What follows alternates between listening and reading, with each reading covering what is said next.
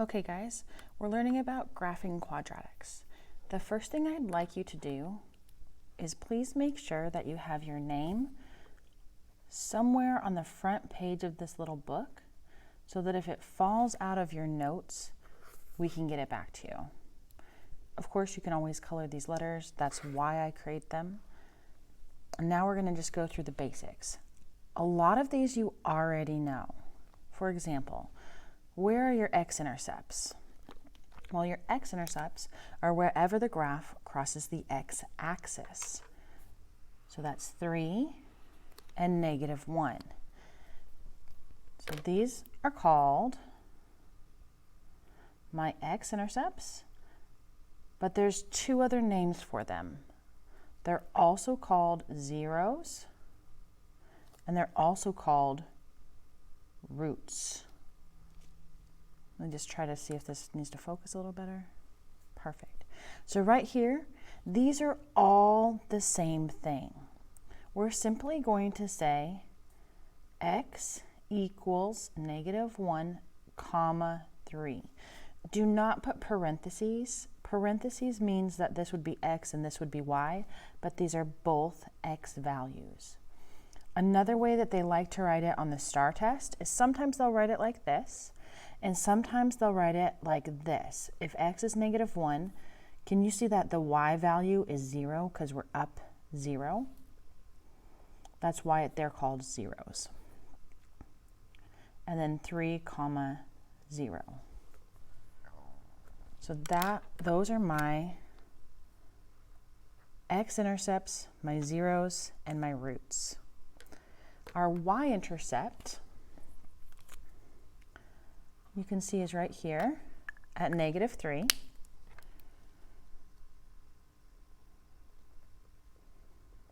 And writing that as a point, this time the x is 0 and the y is 3.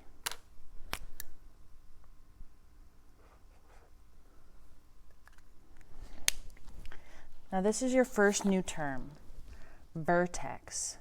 Vertex is simply the lowest or the highest point on the graph. So if you trace this graph, the lowest point on it is right here. This is our vertex.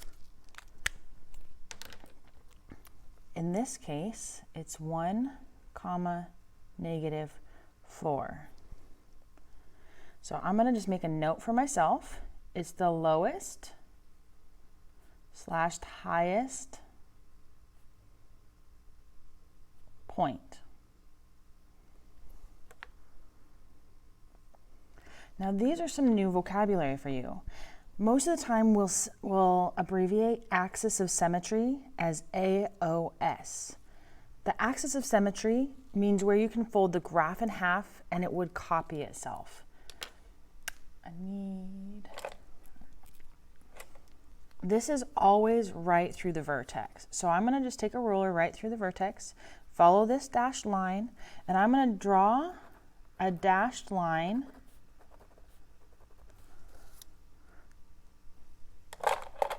that cuts it perfectly in half. See how it's mirror image on each side of this? These points are both 3 away. These points are both 2 away, and these points are both 1 away. It matters that it's perfectly symmetrical. So this axis of symmetry, because it's running vertically, is just x equals 1. It is always the x value of your vertex. Every single time. Whatever you get for this x, you say x equals, and you're done. I'm going to just put a quick apologies, you can't read that. Let me write it darker. AOS, so that this is your axis of symmetry right here, where it cuts it in half. Now this vertex is going to give you most of the rest of the information you need. The max or the min value is always y equals whatever your y value was here. So in this case, -4. Every time. No exceptions. The thing you have to figure out is if this is a maximum or a minimum. So you need to look and figure out if this is the lowest point or the highest point. See how both sides are coming down towards this point? That means it's the lowest, which means I would just simply circle minimum value. Domain is super easy. You will love this.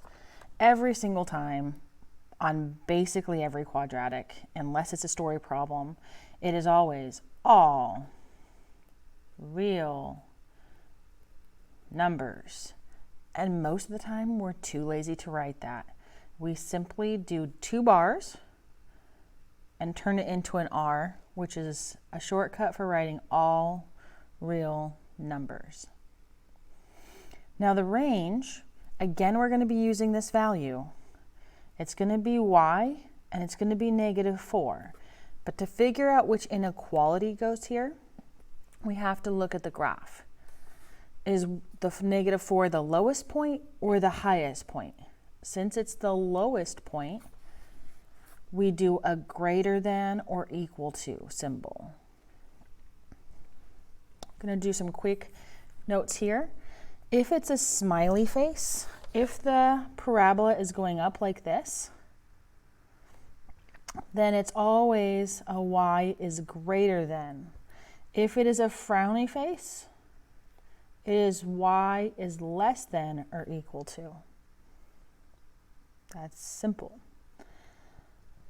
Okay, if you could open, we're going to skip the first 2.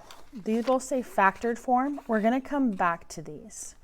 We're going to skip over to the standard form. So it should be the center of your book, standard form, and you're going to need your calculator. Now I'm going to show you how to do it by hand first and using your calculator second. Almost never will you do it by hand. I want to do it by hand with you at least one time so that you can make connections to everything we've been doing. First thing we need to know is standard form always has the x squared term first, the x term in the middle, and the c at the end. You'll remember that from the AC method when we factored in quadratics. So we need to figure out what a equals. In this case, the number in front of our x squared, it's -1. Our b, the number in front of our x term, 8. And c, which is the number that doesn't have a variable, just called a constant, which is -12. We'll be using these in later steps. So we're going to say steps for graphing. Step 1, factor to find zeros. So I have this equation.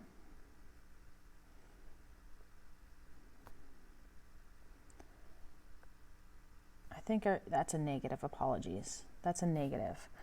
I'm going to factor out a -1. I need this front number to be a 1 or I have to use the AC method. So I'm going to take a negative out.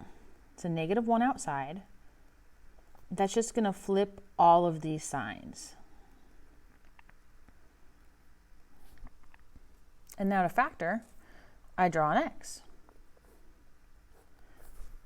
I need 2 numbers that multiply to 12 and add to -8. Well, we could look at 3 and 4, but those add to 7. So I'm going to look at 2 and 6. I'm going to make them both negative. I need them both negative so that they add together to make -8 and multiply to make +12.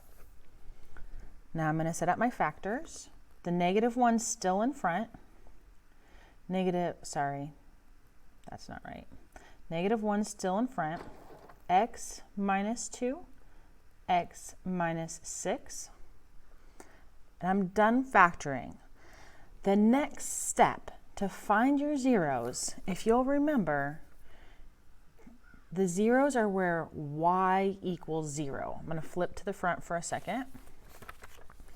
The zeros right here are on the x-axis. And in both cases, in every single case, by definition, y equals 0. So now we're just going to set y equal to 0. Now remember, f of x is just means y. F of x is a fancy y. So I'm going to set 0 equals to negative x minus 2, x minus 6.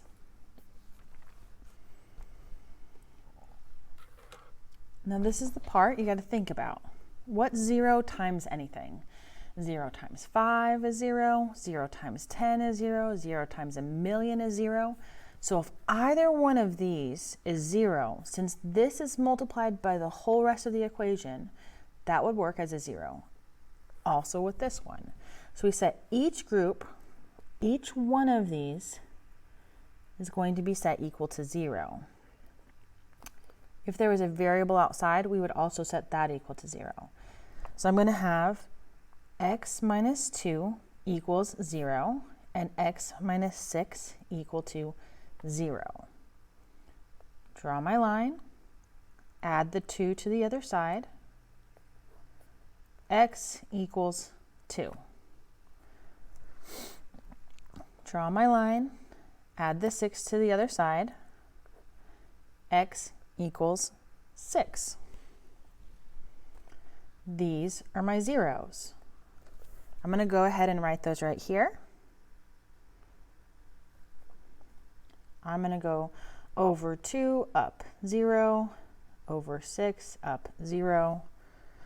I now have my zeros written down for me. Step number 2. Find the y-intercept. You're going to do this, just plug in x equals 0. This works on any kind of equation ever. Just plug in x equals 0. So I have f of 0 equals negative 0 squared plus 8 times 0 minus 12. So I have f of 0. 0 times 0 is 0. 8 times 0 is 0. Negative 12 is my y-intercept. So I know it's at 0, negative 12. The next, and basically the last thing I need to find, because the vertex gives me everything else, is the vertex. So I know I'm looking for a point on the vertex. So to find my vertex,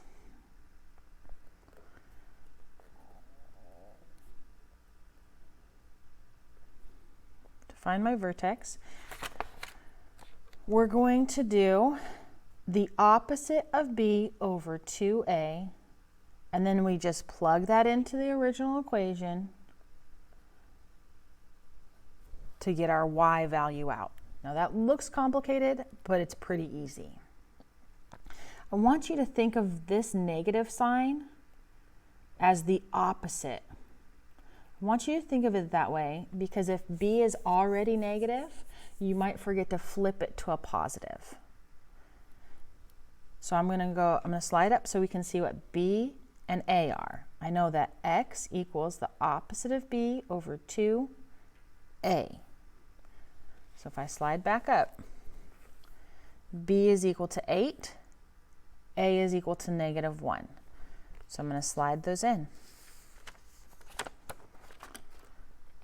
The opposite of 8 over 2 times negative 1. Well, that's negative 8 on top. 2 times a negative 1, negative 2. Negative 8 divided by negative 2 is 4. That's my x value. So I know that this goes here for my x. And if I know that, then I also know that my axis of symmetry is x equals 4. Just need the y value now. To get the y value, we just plug in 4 to our equation. So my equation is f of 4, negative's not squared. The 4 is squared, plus 8 times 4 minus 12.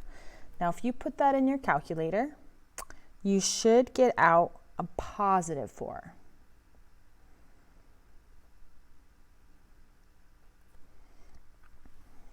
This would be negative 16, positive 32. So we're at a positive 16, take away 12 is 4. When you put this in your calculator, you just put in everything after the equals. You just put in this part and it will give you the 4. So if this is 4, I know that my max or min value is y equals 4. I know my domain already, didn't even have to look. All real numbers. And now we need to figure out if this graph is opening up or opening down. Oh, I do want to mention something. If you'll notice, this y-intercept is negative 12. Notice the number at the end without the x's is negative 12. That's not a coincidence. Every single time, it will be the number at the end. So what I'm going to do now is I'm going to draw my graph. Now I need to be able to fit in a point 4, 4, 0, 2, 6, 0, 0, negative 12. I need to be able to fit in all of these points. So what I'm going to do is I'm going to draw in 2 boxes. That's where I'm going to draw my vertical axis. That is going to be my y-axis. I'm going to draw my horizontal axis. That's your x-axis.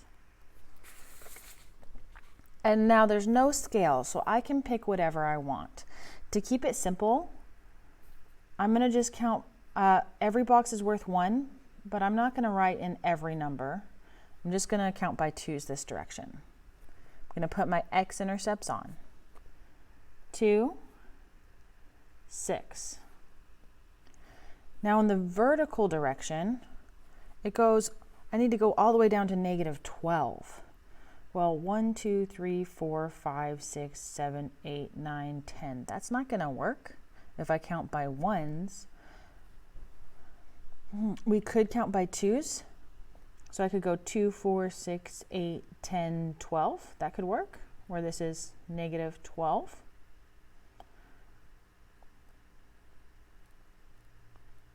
Don't forget the negative signs on your labels. 2, 4. So that means my vertex is at 4, 4. This is at 12. Now don't forget, your axis of symmetry is right down the center, right through your vertex. So if this is 4 away this direction, I need another point that's 4 away this direction. I've got all my points, and now I just need to draw my curve. Needs to be, you should be able to look at it on your graph in your calculator. It needs to be fairly smooth.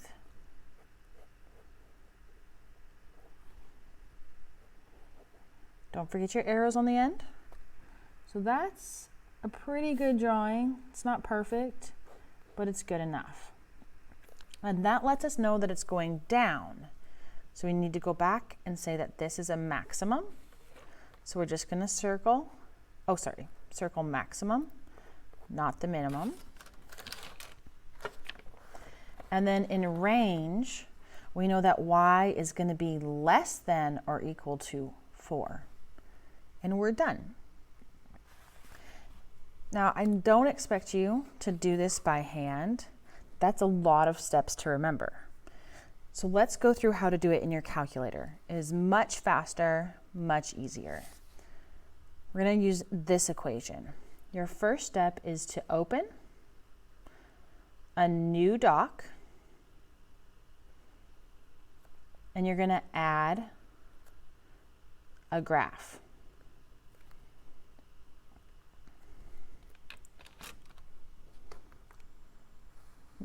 If you're in Scratchpad, clear everything.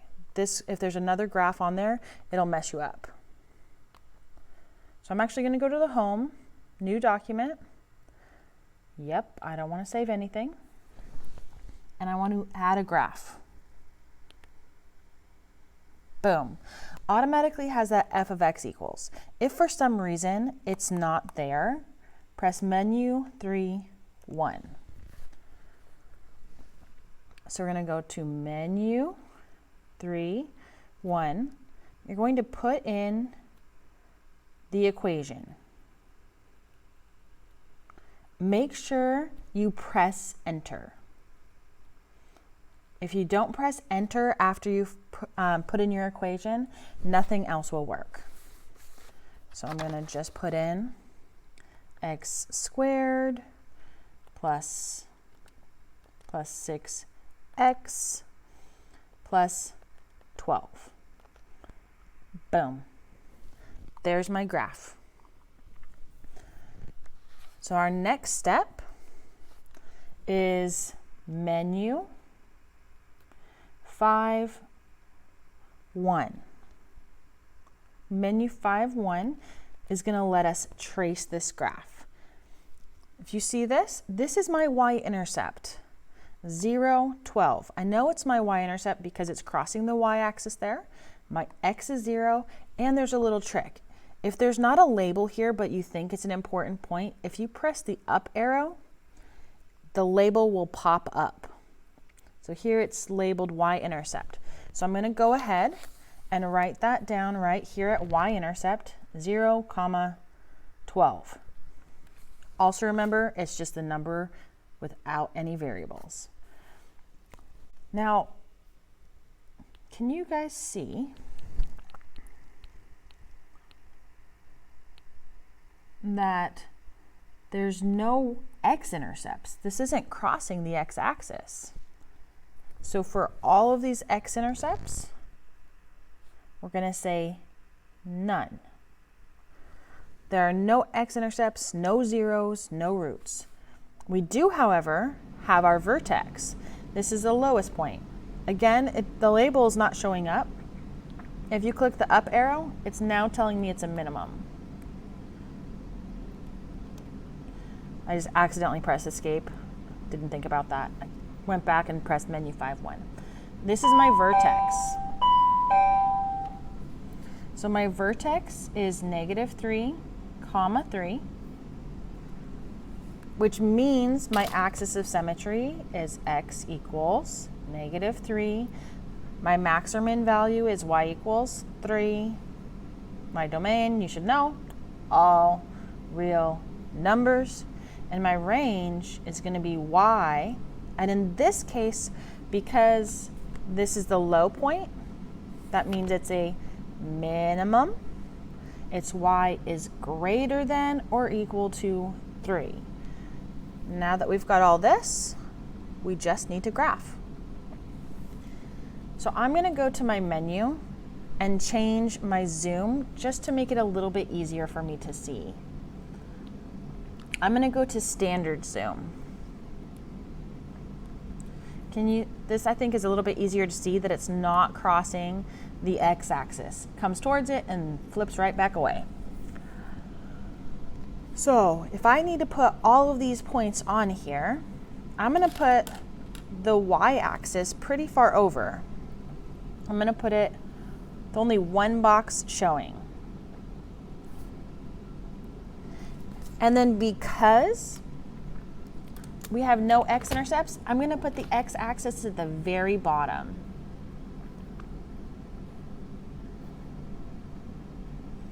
And I'm going to get started. No x-intercepts, but I do have a y-intercept. I need to go up to 12. So can I count that many? 1, 2, 3, 4, 5, 6, 7, 8, 9, 10, 11, 12. Yes, I can count by ones. So I'm just going to put numbers on every other box, but every box is worth 1. I'm going to do the same thing this direction. -2, -4, -6, -8, -10, -12. And now I just put my dots on. I've got my y-intercept. My vertex is at left 3, and then from there I go up 3. That's my vertex. I know my axis of symmetry is at -3. X equals -3. So I'm just going to draw a dashed line to show I understand that that's my axis of symmetry. And then if this point is 3 points, if the y-intercept is 3 away from the axis of symmetry, I need to go 3 the other direction. And now that I have 3 points, it's pretty easy to graph. Notice that it's a smooth curve. It is not a V. It is not a flat curve. It's fairly smooth. So your parabola, which is what this curve is called, should look something like this. I'm not looking for perfection, I'm looking for close. I'm looking for, do you understand that there's a mirror image? Did you try to make it fairly symmetrical? And that's it. Good luck.